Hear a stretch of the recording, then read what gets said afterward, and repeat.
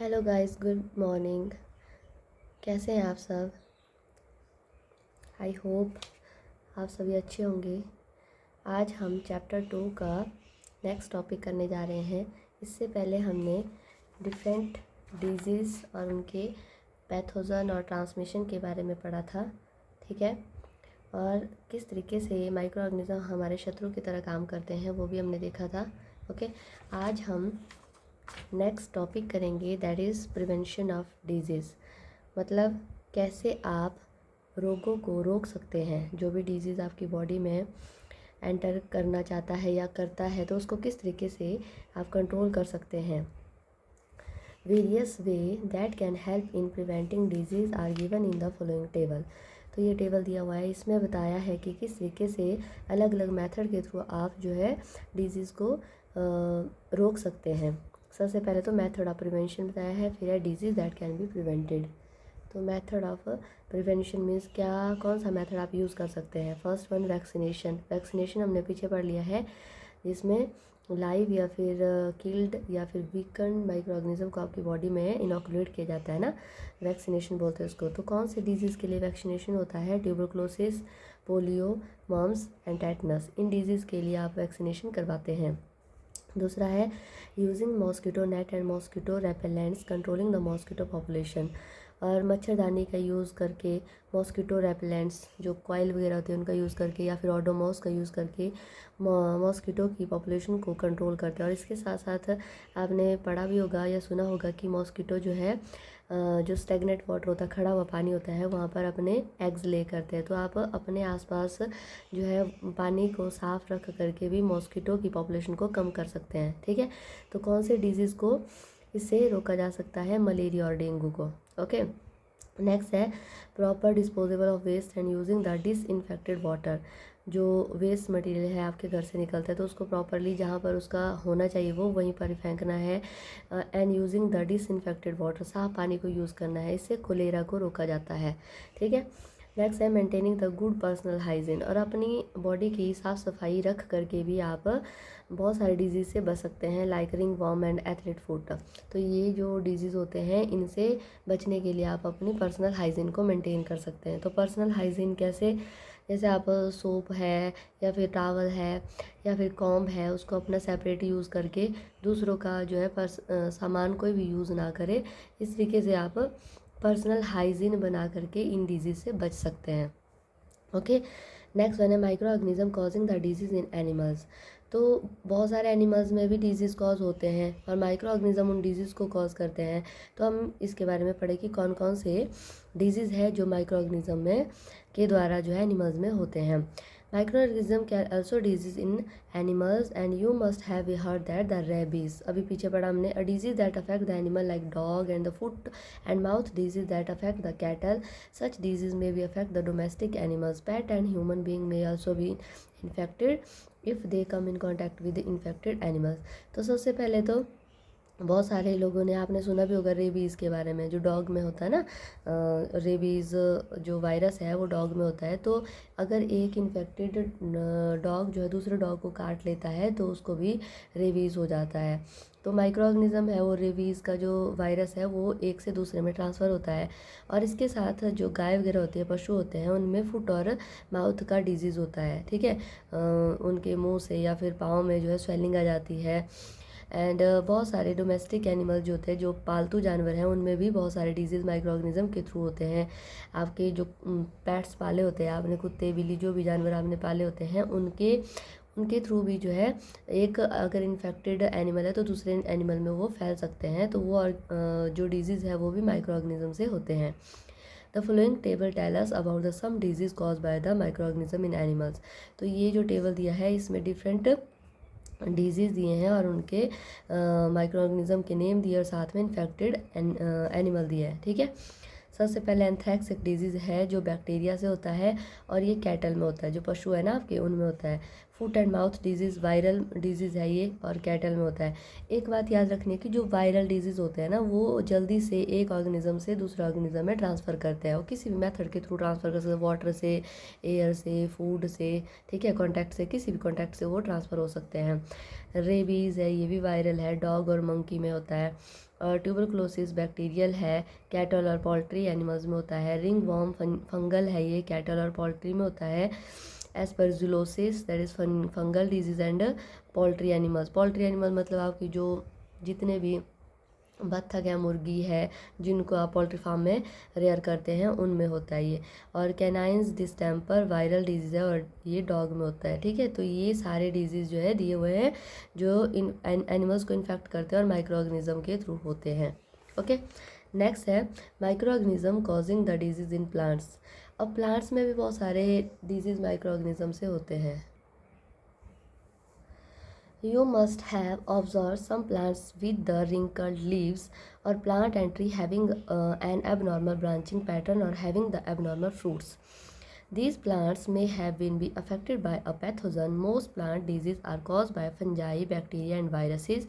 These microorganisms may reduce the crop yield and at times cause the total destruction of the crops. And the Irish famine in 1740 to 41 was caused because of a complete destruction of the potato crop due to the disease late blight caused by an fungus. Okay, अब देखो बहुत सारे plants में आपने observe किया होगा कि plants की जो लीव्स होती है वो रिंकल्ड हो जाती है, मतलब एक तरीके से झुर्री आ जाती है, वो इकट्ठे जैसे हो जाती है। प्लांट्स और ट्रीज़ है उनमें एबनॉर्मल ब्रांचिंग हो जाती है, ठीक है, कहीं एक जगह इकट्ठी हो जाती है या फिर ब्रांचिंग होगी नहीं, एबनॉर्मल फ्रूट्स हो जाते हैं। और प्लांट जो है वो भी बहुत सारे पैथोजन के थ्रू अफेक्ट होते हैं। बहुत सारे प्लांट में बहुत सारे फंगल और बैक्टीरिया और वायरल डिजीज़ होते हैं। ये माइक्रो ऑर्गेनिज्म जो है क्या करते हैं, क्रॉप की यील्ड को रिड्यूस करते हैं, मतलब जो जितनी फ्रूटनिंग होनी है, जितनी आपको पैदावार चाहिए उतनी नहीं हो पाती है। एंड कई बार तो ये पूरी की पूरी फसल को आपके ख़त्म कर देती है, ठीक है। तो इसका एक एग्जांपल है आयरिश फैमिन। 1740 टू 41 में ऐसा हुआ था कि जो आपकी पोटैटो की जितनी भी क्रॉप थी वो एक डिजीज़ था जिसका नाम था लेट ब्लाइट, ठीक है। तो आयरिश फैमिन बोलते हैं इसको। और ये जो है लेट ब्लाइट से एक फंगल डिजीज़ होता है, ये इससे जो है पूरी की पूरी जो क्रॉप थी वो डैमेज हो गई थी, ठीक है। मतलब जितनी भी उस टाइम में जितने भी पोटैटो की फसल हुई थी वो सारी की सारी ख़त्म हो चुकी थी। लेट ब्लाइट एक डिजीज़ है, ठीक है। The following table give the information about the some common plant disease that are caused by different microorganism। तो इस टेबल में आपके डिफरेंट माइक्रो ऑर्गेनिज्म दिए हैं, साथ में प्लांट्स दिए हैं जिनके ऊपर इसका इफेक्ट होता है। तो सबसे पहले वायरल है, ठीक है। तो ये किस किस के ऊपर होता है, टोबैको मोसैक वायरस। अब नाम ही दिया है टोबैको, ठीक है, जो तंबाकू होता है ना उसकी पत्तियों के ऊपर ही बेसिकली होता है। और बहुत सारे ऐसे प्लांट हैं जो इस स्पीशीज़ में आते हैं या फिर इस जेनरा में आते हैं, उनकी लीव्स को ये अफेक्ट करते हैं। Uneven spot and discoloration in the leaves. तो इसकी वजह से क्या होता है, जो पत्तियां होती है उनके ऊपर मतलब धब्बे धब्बे जैसे आएंगे, ठीक है। यहाँ पे देखो डायग्राम दी हुई है, ठीक है, ऐसे पैचेस दिखाई देंगे आपको, और पत्तों का कलर जो है वो चेंज होता हुआ दिखाई देगा, ठीक है। तो ये है viral disease tobacco mosaic virus जिसको बोलते हैं। दूसरा है बैक्टीरिया से होने वाला सिट्रस कैंकर। अब सिट्रस है मतलब खट्टे फ्रूट्स जितने होते हैं ना उनमें ये होता है। लेजिन ऑन द लीव्स, जो पत्तियाँ होती है उनके ऊपर जो है इस तरीके की स्ट्रक्चर, आपने देखा भी होगा कभी घर में नींबू वगैरह लाते तो आपने उसके ऊपर इस तरीके के फोड़े फोड़े देखे होंगे, है ना। तो ये जो है बैक्टीरियल डिजीज होता है, इनको बोलते हैं lesion on leaves stem and fruits with raised brown water soaked margin. तो इनके ऊपर देखो ये ऐसे ऐसे पिंपल की तरह स्ट्रक्चर होती है। तो ये सारी जो है बैक्टीरियल डिजीज़ है, ठीक है। फिर आता है फंगल रस्ट ऑफ व्हीट। अब गेहूं तो आपने देखी होगी, तो गेहूं के ऊपर आपको इस तरीके के पैचेस दिखाई देंगे रेड रेड कलर के, ऐसा लगता है दूर से देखे तो ऐसा लगता है कोई ऑर्गेनिज्म इनके ऊपर है, तो ये फंगस होती है, ठीक है। Rust disease plant show the rust coloured orange patches on the infected plant parts. तो जो भी इन्फेक्टेड प्लांट का पार्ट होगा उसके ऊपर ये ऑरेंज कलर के स्ट्रक्चर होगी। फिर आता है फंगस स्मट ऑफ राइस। अब जो राइस है ना उसकी लीव्स के ऊपर होती है ये, ठीक है। और ये बिल्कुल मतलब यहाँ पे देखने को लग रहा है ना ब्राउन ब्राउन, अगर आप इसको टच करोगे ना तो ये बिल्कुल मिट्टी की तरह लगेगी। अगर आप इसको टच करोगे तो ऐसा फील आएगा जैसे मिट्टी लगी हुई है इसके ऊपर। Smut ball in the grain that become the greenish black when burst and infect their grain. तो जब ये फट जाते हैं, जैसे अभी तो दिख रहा है ऐसे ब्राउन ब्राउन कलर के, जब ये फट जाते हैं तो ये इनसे जो है बहुत सारे स्पोर निकलते हैं जो कि ग्रेन को अफेक्ट करते हैं, जो भी फसल होते हैं उसको अफेक्ट करते हैं। Fungus red rot of sugarcane, जो शुगर केन होता है, गन्ना जिसको बोलते हैं, उसके जो स्टेम होता है उसके ऊपर भी लाल कलर के पैचेस दिखाई देंगे इसी तरीके के। The infected stem have a dull red colour interrupted और occasional whitish patches across the stalk and और elongated red lesion on the mid rib of the leaves. और पत्तों के ऊपर बिल्कुल सेंटर में लाल लाल कलर के जो है पैचेस दिखाई देंगे आपको, ठीक है। तो ये थे सारे माइक्रो ऑर्गेनिज्म और प्लांट जो जिनके ऊपर ये अफेक्ट करते हैं, ठीक है। फिर आता है फूड पॉइजनिंग। और फूड पॉइजनिंग क्या होता है? तो पॉइजनिंग मीन्स कोई मतलब खतरे वाली बात ही होगी, ठीक है। तो फूड से होने वाला जो आपकी बॉडी के ऊपर बैड इफेक्ट होगा तो फूड पॉइजनिंग में आता है। Food poisoning as the name suggest as a disease that result from the consumption of contaminated food. तो पॉइजनिंग, फूड पॉइजनिंग से नाम बता रहा है ये कि कोई ऐसा डिजीज जो आपको गंदा भोजन खाने से हो रहा है।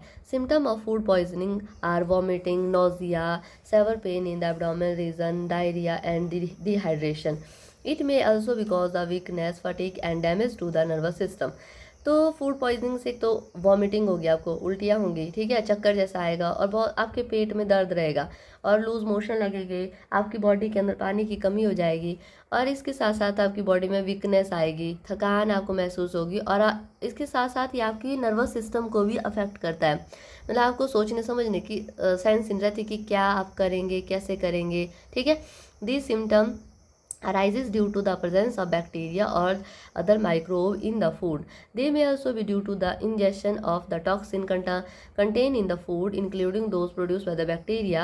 Some bacteria like Clostridium and Staphylococci and fungi like the Aspergillus cause the food poisoning.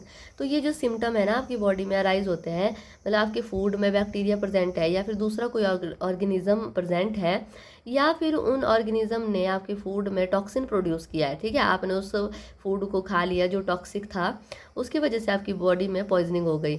और बैक्टीरिया है, एक कोलोस्ट्रोडियम है और स्टेफाइलोकोकाई है और फंजाई है, ये लाइक एस्परजिलस फंजाई होती है, ये आपके फूड को कंटामिनेट करते हैं, ठीक है। Food must be properly prepared and store to prevent the food poisoning. तो सबसे पहले तो साफ़ सफाई के साथ आपको भोजन बनाना चाहिए और उसको स्टोर करना चाहिए अच्छे से ताकि वो ख़राब ना हो। Food poisoning can occur when the food is left un refrigerator for long period of time. तो कैसे ख़राब होता है आपका भोजन? जैसे आपने बना दिया और उसको आपने खुले में छोड़ दिया सेल्फ के ऊपर काफ़ी टाइम तक, आपने उसको फ्रिज के अंदर नहीं रखा, ठीक है। तो आपको पता है किचन में टेम्परेचर भी हाई होता है ना। तो अब टेम्परेचर हाई होगा तो माइक्रो ऑर्गेनिज्म को ग्रो करने के लिए हाई टेम्परेचर चाहिए होता है, तो आपका जो फूड होता है वो ख़राब हो जाएगा। This often happen at the picnic and large parties. तो जो पिकनिक में कई बार आप भोजन ले जाते हैं, टिफ़िन में बंद होता है वो, है ना, और या फिर लार्ज पार्टीज़ है वहाँ पर भी आपने इस तरीके का कोई खाना खा लिया तो वो भी पॉइजनस हो सकता है। Some time mishandling also cause food poisoning. कई बार ऐसा भी होता है कि कोई चीज़ है जो वेस्ट प्रोडक्ट है या फिर ख़राब चीज़ है, उसका पता नहीं चला, आपने फूड के अंदर वो मिला दिया, ठीक है, तो वो मिस हैंडलिंग की वजह से भी फूड पॉइजनिंग हो सकती है। And person who handle or prepare food should wash their hand to prevent the contamination of the food. और जो भी पर्सन भोजन बनाता है, हैंडल करता है भोजन के स्टफ़ को, तो उनको हमेशा हाथ धो करके ही भोजन बनाना चाहिए, ठीक है, ताकि कंटामिनेशन ना हो, मतलब आपका जो भोजन है वो दूषित ना हो। तो ये सारा है आपका फूड पॉइजनिंग के बारे में। नेक्स्ट है फूड प्रिजर्वेशन। तो फूड प्रिजर्वेशन क्या है? Food preservation is the process of treating and handling the food so as to stop or greatly slow down spoilage, loss of quality, edibility and nutritive value caused or accelerated by the microorganism। तो food preservation क्या होता है? ये एक ऐसा process है जिसमें आप फूड को कोई स्पेशल ट्रीटमेंट देते हैं आप, या फिर आप उसको इस तरीके से हैंडल करते हैं कि वो जो है काफ़ी लंबे समय तक ठीक रहे और उसमें कोई ख़राबी ना आए, ठीक है। और ख़राबी किस चीज़ में? उसकी गुणवत्ता भी ठीक रहे, आपको खाने में भी वो ठीक हो, और उसके साथ साथ उसकी जो न्यूट्रिटिव वैल्यू है वो भी वैसी की वैसी रहे। ठीक है, तो ये जो चीज़ें हैं ये फूड प्रिजर्वेशन में आती है। तो फूड को प्रिजर्व करना है तो उसके लिए पुराने टाइम से डिफरेंट मेथड यूज़ किए जा रहे हैं। ठीक है, आज के टाइम में भी हम बेसिकली आप किचन में देखते होंगे जब अचार वगैरह बनाया जाता है तो उसको किस तरीके से प्रिजर्व किया जाता है ना, तो जो ऑयल में अचार को रखा जाता है तो वो भी एक प्रिजर्वेशन का मेथड है। तो वन बाय वन हम इन प्रिजर्वेशन के मेथड को देखेंगे। Preservation usually involve prevention of the growth of bacteria, fungi and other microorganism as well as retarding the oxidation of fat which cause the rancidity. Rancidity means having disagreeable odor or taste due to the decomposition of oil or fats. अब देखो, जो preservation होता है basically हम उसमें bacteria और fungi या फिर अदर माइक्रो ऑर्गेनिज्म की ग्रोथ को रोकते हैं। ठीक है, और उसके साथ साथ जो भी फैट या फिर जो भी आपने प्रिजर्वेटिव यूज़ किया है वो ख़राब होने से बचा रहे। अब उसमें फैट होगी, जो भी आपने प्रोडक्ट यूज़ किया होगा तो वो जो है फैट जो है ऑक्सीडाइज हो सकती है, तो उसको बोलते हैं रेंसिडिटी। तो रेंसिडिटी को रोकने के लिए आप प्रिजर्वेटिव को इस तरीके से ट्रीट करते हैं कि वो काफ़ी लंबे समय तक चले। रेंसिडिटी क्या होता है, इसमें डिसएग्रीएबल ऑडोर और टेस्ट जो होता है आपके जो भी आपने यूज़ किया है प्रिजर्वेटिव वो आपके लंबे समय तक रहे, उसको बोलते हैं रेंसिडिटी। ठीक है, टेस्ट और उसका जो स्मेल है वो डिकम्पोज ना हो, ख़राब ना हो, या फैट को वो डिकम्पोज ना करे, that is called the rancidity.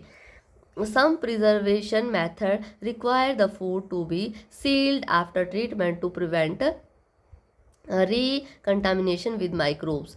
Other methods such as drying allow the food to be stored without any special contaminant for the long period. तो कुछ प्रिजर्वेशन के दो मेथड है जो फूड को स्टोर करने के लिए हम यूज़ करते हैं। तो सबसे पहले सील्ड, कोई भी भोजन है उसको सील किया जाता है ना, ताकि उसमें माइक्रोब एंटर ना कर सके, और साथ में उसको ड्राई किया जाता है, सुखाया जाता है। जैसे आपने मसाले रखने हो, मसाले आपने काफ़ी समय तक स्टोर करने हैं तो उनको अच्छे से ड्राई किया जाता है। ठीक है, और किसी भी कंटेनर में उनको रखा जाता है तो आपको लगता है कि वो ख़राब हो सकता है तो आप उसके अंदर जो है किसी न किसी तरीके की कोई मेडिसिन डाल देते हैं ताकि वो काफ़ी लंबे समय तक वैसी की वैसी रहे। ठीक है, a brief description of some of the method use for food preservation is given below. तो वन बाय वन बहुत सारे फूड प्रिजर्वेशन के मेथड दिए हुए हैं, इनको हम नेक्स्ट क्लास में करेंगे। ठीक है, आई होप आप सबको यहाँ तक अच्छे से समझ आ गया होगा। ठीक है, इसको अच्छे से आपने रीड करना है और अच्छे से समझना है ताकि आपको एग्ज़ाम में किसी भी तरीके का कोई क्वेश्चन इससे आता है तो आप उसको अच्छे से कर सके। Thank you.